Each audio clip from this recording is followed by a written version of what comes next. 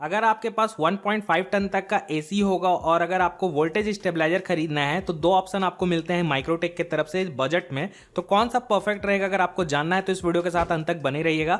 2 साल तक मैंने इसको यूज किया है और आपको एक अच्छा सा ओपिनियन बताऊंगा। तो अगर हम स्टार्ट करते हैं डिजाइन के साथ, आप देख सकते हैं दोनों के लुक काफी हद तक सिमिलर लगते हैं, बट यहाँ पर से जो आपको EM4160 प्लस देखने को मिलता है उसमें आपको एक डिजिटल मीटर दिया गया है, बट 170 प्लस में ये चीज नहीं दिया गया है। इसके अलावा दोस्तों इन दोनों मॉडल्स के नए वेरिएंट्स भी आ गए हैं जिसमें ABS प्लास्टिक का यूज किया गया है, थोड़ा हल्का हो जाता है तो आप उनको भी चेक कर सकते हैं। बट जो हमारे पास यूनिट है ये थोड़ा सा पुराना है और काम तो वैसे सिमिलर ही करेगा, लेकिन फिर भी मैं आपको बताना चाहूंगा कि इनका वेट ना थोड़ा डिफरेंट है। अगर आप 160 प्लस को देखते हैं तो ये 4.5 किलो के ऊपर चला जाता है, लेकिन यहीं पर से अगर आप EM4170 प्लस को देखते हैं तो इसकी वेट तकरीबन 3 किलो के आसपास निकल के आती है। और ये डिफरेंस आपको ज्यादा विजिबल होगा अगर आप इस प्रोडक्ट को ओपन करके चेक करोगे। हालांकि मैं आपको दिखाई देता हूं तो 4160 प्लस का जो वेरिएंट है दोस्तों, उसके अंदर का जो ट्रांसफार्मर का यूज किया गया है वो ऑब्वियसली थोड़ा सा ज्यादा है, क्योंकि ये ना ज्यादा स्टेप अप करेगा। क्योंकि अगर आपके घर में बहुत कम वोल्टेज है तो ये ज्यादा अच्छे से स्टेप अप करके दे पाएगा,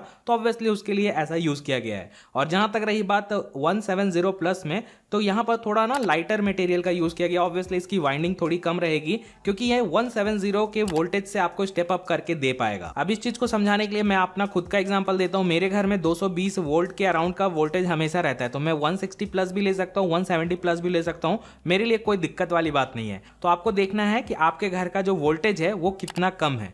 बहुत ज्यादा कम होगा तो वेरिएंट आपको डिफरेंट लेना पड़ेगा, और एक चार्ट में आपको दिखा दे रहा हूं, इसके हेल्प से भी आप चाहो तो डिसीजन ले सकते हैं। और अगर आपके घर में जो एसी है वो ज्यादा टन का रहेगा तो अकॉर्डिंगली आपको चेक करना पड़ेगा और वही वाला यूनिट को आपको बाय करना पड़ेगा। खैर इन दोनों में अगर आप कोई भी खरीदते हैं तो 3 साल की वारंटी आपको मिलती है, और अच्छी बात यह है कि स्मार्ट डिले टाइमर भी आपको मिल जाता है दोनों ही यूनिट में। बट एक चीज का ध्यान रखना, अगर आप 160 प्लस खरीदते हैं तो इसमें 10 सेकेंड का ही डिले टाइम मिलेगा, और 170 प्लस अगर आप खरीदते हैं तो इसमें 1 मिनट का डिले टाइम मिलता है। अब ये जो डिले टाइम है इससे फायदा क्या होता है कि कभी भी आप अपने एसी को ऑन करते हैं तो पहले आपका स्टेबलाइजर ऑन होता है, और जितना डिले टाइम है उसके बाद ही आपके एसी को आउटपुट मिलेगा। अब लेट सपोज इस बीच में कभी भी ग्रिड से पावर ऑन ऑफ हो रहा है या फ्लक्चुएशन हो रहा है तो पहले आपका स्टेबलाइजर उस चीज को झेलेगा, तब जाकर के आपके एसी को आउटपुट मिलेगा। तो इससे फायदा क्या होता है कि आपका जो एसी का जो बोर्ड होता है वो बचता है, अगर क्योंकि वो खराब होगा ना तो बहुत ज्यादा पैसे आपके लग सकते हैं। तो ये हेल्प होता है कहीं ना कहीं स्टेबलाइजर से, और साथ ही साथ ये तो स्टेप अप करके आपको देगा ही अगर आपके घर में लो वोल्टेज का सिनेरियो है। इसके अलावा दोस्तों दोनों ही यूनिट में अगर आप कोई भी खरीदते हैं तो वायर की क्वालिटी मैंने चेक किया भाई सिमिलर है, तो इसको आपको अपने हिसाब से आपके एसी का जो कलर कोड है उसके हिसाब से लगाना पड़ेगा। एक डेमो में आपको दिखाता हूं। तो एक बार दोस्तों जब आप इस कैप को ओपन कर लेते हैं तो यहां पर से आप देख सकते हैं अंदर की तरफ NEL लिखा हुआ है। तो N का मतलब हुआ न्यूट्रल, E का मतलब हुआ अर्थ, और L का मतलब हुआ लाइन। तो यहां पर से जो भी आप एसी लगवाते हैं ना तो उसमें आपको ये अलग अलग कलर के वायर्स देखने को मिल जाते हैं। तो ये जो वायर है सबसे पहले ये तो आपका हो गया अर्थ, और ये जो वायर है ये हो गया यहां पर इस केस के लिए न्यूट्रल, और ये जो रेड कलर का वायर है ये लाइव हो गया। अब लेट सपोज यहां पर से आपका हो सकता है ये हरा, तो हरा होगा तो अगेन ये अर्थ हो जाएगा। ये अगर ब्लैक है तो अगेन ये न्यूट्रल हो जाएगा, और ये अगर आपका लाल है या इसके अलावा कोई और कलर भी होगा तो वो आप लाइव के अंदर डाल सकते हैं।